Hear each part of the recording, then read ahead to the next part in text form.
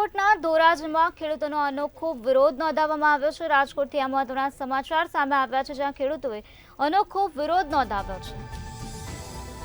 તો ડુંગળી નિકાસ પ્રતિબંધને લઈને ખેડૂતોએ વિરોધ નોંધાવ્યો છે। ખેડૂતોએ પોતાના ખેતરમાં ડુંગળીની સમાધિ બનાવી છે। તો ખેડૂતે માથા સુધી ડુંગળી નાખીને વિરોધ કર્યો છે। તો સમાધિ બનાવીને નિકાસ પ્રતિબંધનો વિરોધ નોંધાવવામાં આવ્યો છે। રાજકોટના સમાચાર સામે આવ્યા છે, જેમાં ધોરાજીમાં ખેડૂતોનો અનોખો વિરોધ નોંધાવવામાં આવ્યો છે। ડુંગળીની નિકાસ પ્રતિબંધને લઈને ખેડૂતોએ વિરોધ નોંધાવ્યો છે। ખેડૂતોએ પોતાના ખેતરમાં ડુંગળીની સમાધિ બનાવી દીધી છે। તો ખેડૂતે માથા સુધી ડુંગળી નાખીને વિરોધ નોંધાવ્યો છે। તો સમાધિ બનાવીને નિકાસ પ્રતિબંધનો વિરોધ કરવામાં આવ્યો છે। રાજકોટના ધોરાજીમાં ખેડૂતોએ આ પ્રકારનો વિરોધ નોંધાવ્યો છે। ડુંગળીની નિકાસ પ્રતિબંધને લઈને ખેડૂતોનો વિરોધ કરવામાં આવ્યો છે।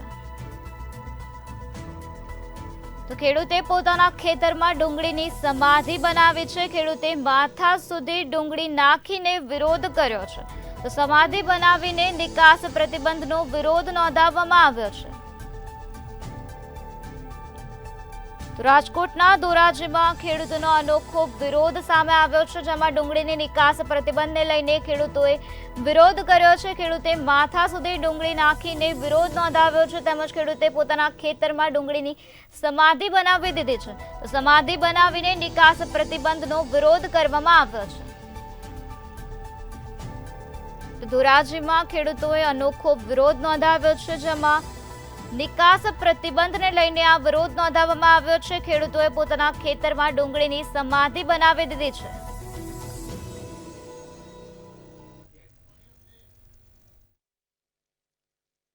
તમારું નામ? મારું નામ વલ્લભભાઈ પટેલ, ગામ ધોરાજી, જિલ્લો રાજકોટ।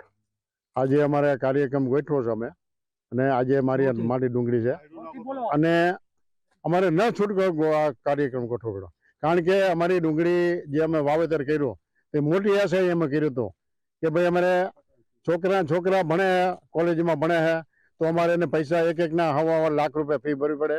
તો અમારે 4 છોકરા ભણે છે, તો અમે ક્યાંથી કાઢીને ફી ક્યાંથી ભરી શકીએ? તો આ ડુંગળીમાં અમે પૈડા માથે પાટું છે। અત્યારે ડુંગળીનો કોઈ ધણી નથી। ડુંગળી અમે વાવી ત્યારે અમને ખર્ચો બહુ મોટો લાગી ગયો।